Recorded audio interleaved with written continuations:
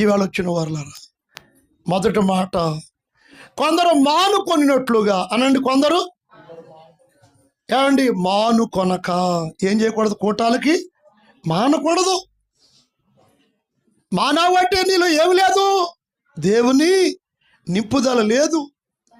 ప్రియులారా, దేవుని చేత నింపబడిన వారు ఏమండి ఈవేళ వచ్చిన వారులారా, కష్టపడే వాళ్ళకి నీ కష్టార్జితం అనిపిస్తావని దేవుడు చెప్పాడు. ఏమండి సుఖాలు కోరుకోవద్దు. ఇవాళ వచ్చిన వారులారా, ఆదివారం మానుకోవద్దు, శుక్రవారం మానుకోవద్దు, 40 రోజులు ధ్యానాలు రాబోతున్నాయి, మానుకోవద్దు. మానామా ఏం పోగొట్టుకుంటాం? ఏదేలో ఆది తల్లిదండ్రులు ఏం పోగొట్టుకున్నారు? మహిమను పోగొట్టుకున్నారు. ఏ మహిమ? దేవుని మహిమ. ఏ మహిమ చెప్పండి అయ్యా, మాట్లాడండి.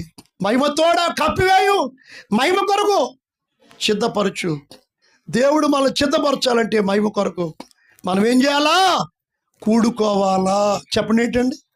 మా చిన్నోడు అన్నాడు ఓ రోజుని, ఈ మధ్యకాలంలో, తెల్లవారుజామున నన్ను లెగ్గొట్టలేదు నువ్వు, నేను సన్నిధి చేసుకోలేదు. ఆ రోజంతా గందరగోళమే. ఆ రోజంతా ఒక ఆమె ప్రార్థన చేస్తుంది సెంటర్లో. ఇందాక ఏమని చేస్తుంది తెలుసా? అయ్యారు ప్రభా, తెల్లవారుజామున సన్నిధిలో ఉన్నారు, ధ్యానంలో ఉన్నారు, నువ్వు తోడై ఉన్నావు. ఇదా అంటే నువ్వు సన్నిధి చేయవా? పాదిరిలే చెయ్యాలా? పాస్టర్ గారి కుటుంబమే చేయాలా? సంఘస్థులు చేయక్కర్లేదా? సంఘస్థుల కుటుంబాలు చేయక్కర్లేదా? సన్నిధి చేసావా, సంపదలు కలిగి ఉంటావు. నీ కుటుంబంతో కుటుంబ ప్రార్థన, సాయంకాలం ఉదయకాలం సన్నిధి. ఏమండి ప్రతిరోజు వాక్యం చదవాలా? ఇక్కడికి వచ్చేసి వాక్యం చదివేయాలా? ఇక్కడికి వచ్చి పాటలు పాడేయాలా? ఇక్కడికి వచ్చి ప్రార్థన చేసేయాలా? నువ్వు దేవుడు చెప్పాడు చెయ్యు.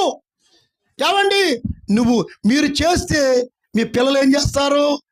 భక్తి చేస్తారు. ఇందాక దిన కుమార్ గారు, ఈయన కోపం ఉండదు కానీ ఈ భార్య గారికి కోపం. ఏం కోపం?